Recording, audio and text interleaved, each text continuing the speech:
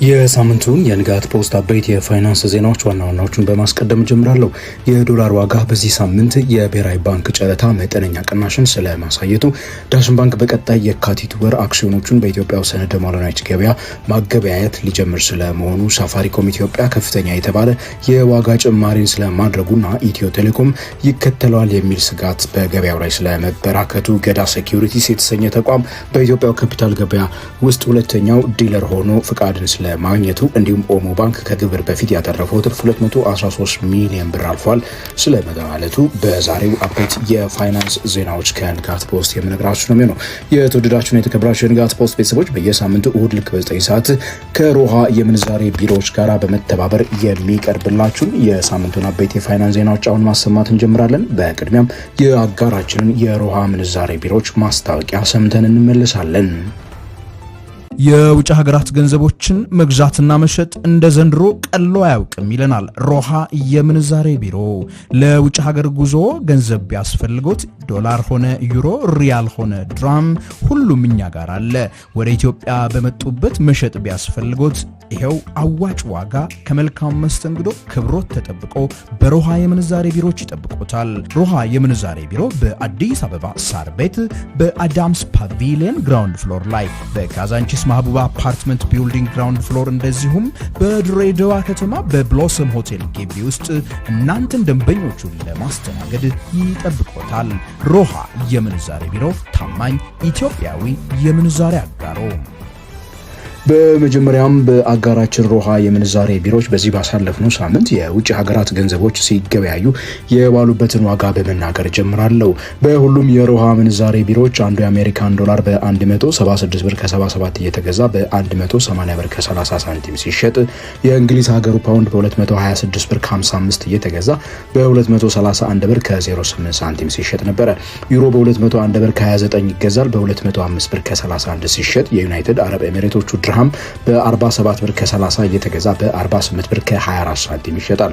ታዲያ ወደ ውጭ ሀገር ጉዞ ካለባችሁ እስከ 10,000 ዶላር ለግለሰቦች እስከ 15,000 ዶላር ለነጋዴዎች ከሮሃ የምንዛሬ ቢሮዎች ማግኘት ትችላላችሁ። ቪዛና ቲኬቶቻችሁን ብቻ ይዛችሁ ወደ ቢሮዎቻቸው ጎራ ካላችሁ አድራሻዎቻችሁን እታች ዲስክሪፕሽን ላይ አስቀምጬላችኋለሁ፣ አግኟቸው እያልኩኝ በዚህ ወደ ዝርዝር ዜናዎቹ የምገባ ነው የሚሆነው።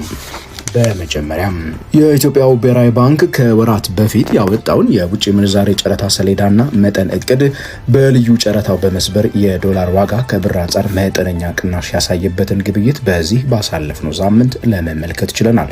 ብሔራዊ ባንክ ታህሳስ 18 2018 ዓ.ም ባከናወነው የፈረንጆቹ ዓመት መጨረሻ ጨረታ አንዱ የአሜሪካን ዶላር በአማካይ 154 ብር ከ47 ሳንቲም የተሸጠ ሲሆን ይህም ከቀደመው 12ኛው ዙር ጨረታ አንጻር የ29 ሳንቲም ቅናሽ የታየበት ስለመሆኑ ለማወቅ ችለናል።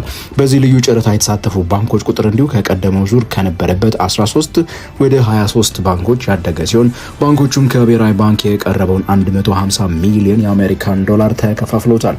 ብሔራዊ ባንክ ከዚህ ቀደም ባወጣው በየ2 ሳምንቱ የውጭ ምንዛሬ ሰሌዳ መሰረት የዶላር አቅርቦቱን የሚቀጥል መሆኑን እንዲሁ የሰማን ሲሆን ይህኛው አይነት ልዩ ጨረታ ገበያውን ለማረጋገጥ ከፍተኛ ሚና እንደሚኖረው ይጠበቃል።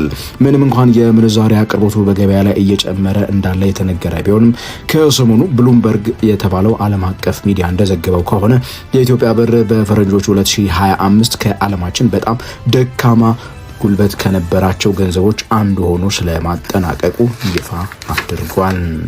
ዳሽን ባንክ አክሲዮን ማህበር አሁን በባለ አክሲዮኖቹ እጅ የሚገኙ 14.2 ሚሊዮን ባለ 1000 ብር አክሲዮኖችን ጨምሮ ሌላ ለነባር ባለ አክሲዮኖች የቀረቡ 2.2 ሚሊዮን የሚሆኑ አክሲዮኖችን በኢትዮጵያ ካፒታል ገበያ ባለስልጣን ስለማስመዝገቡ በዚሁ ባሳለፍነው ሳምንት ነው የሰማነው። በዚህ መሰረት ዳሽን ባንክ የባንኩ ነባር ባለ አክሲዮኖች አንዱን ባለ 1000 ብር አክሲዮን በ2900 ብር ከፍለው እንዲወስዱ ያሳወቀ ሲሆን ለዚህም እስከ የካቲት ወር የመጀመሪያው ሳምንት ቀነ ገደብን አስቀምጧል። ይህ እንዳለ ዳሽን ባንክ በኢትዮጵያ ካፒታል ገበያ ባለስልጣን የተመዘገቡትን ሁሉንም አክሲዮኖቹን በኢትዮጵያ አክሲዮን ገበያ ወይም ደግሞ የኢትዮጵያ ሰነደ ማለናዎች ገበያ ላይ ለግብይት ሊስት ለማድረግ መወሰኑንም የተነገረ ሲሆን ይህም የኢትዮጵያ ሰነደ ማለናዎች ገበያ በመርህ ደረጃ ይሁንታን ስለማግኘቱ ነው እየሰማ ነው። የዳሽን ባንክ ወደ 16 ሚሊዮን የሚጠጉ ሰነደ ሙዓለንያዎች በኢትዮጵያው ሴኩሪቲስ ኤክስቼንጅ ወይ ደግሞ ኤስኤክስ ላይ ሊስት ከተደረጉ በኋላ ማለትም ከየካቲት 2018 አጋማሽ በኋላ ለመላው ኢትዮጵያውያን ለግብይት ክፍት እንደሚሆኑ ይጠበቃል። ኢሴክስ በአሁኑ ጊዜ 3 የሚጠጉ ተቋማት ሊስት የተደረጉበት መሆኑ የሚነገር ቢሆንም እውነተኛ የሆነ የገበያ እንቅስቃሴ በአክሲዮን ገበያው ላይ እስካሁን እምብዛም እንደማይታይ ብዙዎች ይናገራሉ።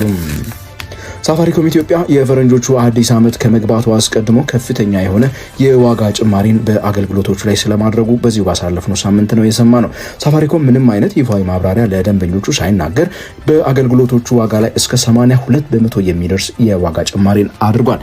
ሳፋሪኮም ኢትዮጵያ በተጠናቀቀው የፈረንጆቹ ዓመት በኢትዮጵያ ገበያው ከፍተኛ የሆነ እድገትን ያስመዘገበበት ዓመት መሆኑን በተደጋጋሚ የተናገረ ሲሆን በንግድ ስራው ላይ የገጠመውን ኪሳራን በከፍተኛ ሁኔታ የቀነሰበት ዓመትም ስለመሆኑ ሰምተናል።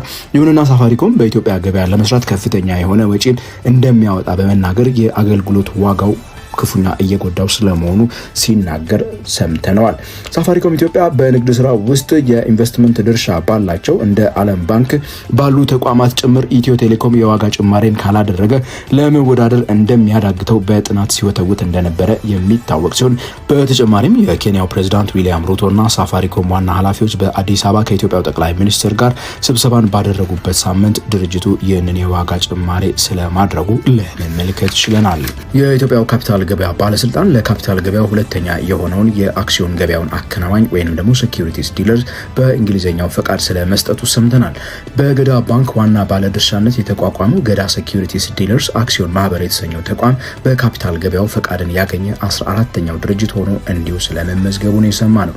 ገዳ ሴኩሪቲስ ዲለርሺፕ ሼር ካምፓኒ የወሰደው ይህ ፈቃድ የተለያዩ ሰነደ ሙዓለንያዎችን በደንበኞች ፈንታ ሆኖ መግዛትና መሸጥ ማለትም ድለላን ጨምሮ በራሱ ድርጅት ካፒታል ወይንም በራሱ ገንዘብ ደግሞ እንዲሁ የተለያዩ ሰነዶችን መግዛትና በመሸጥ ትርፍን እንዲያተርፍ የሚያስችለው ይሆናል።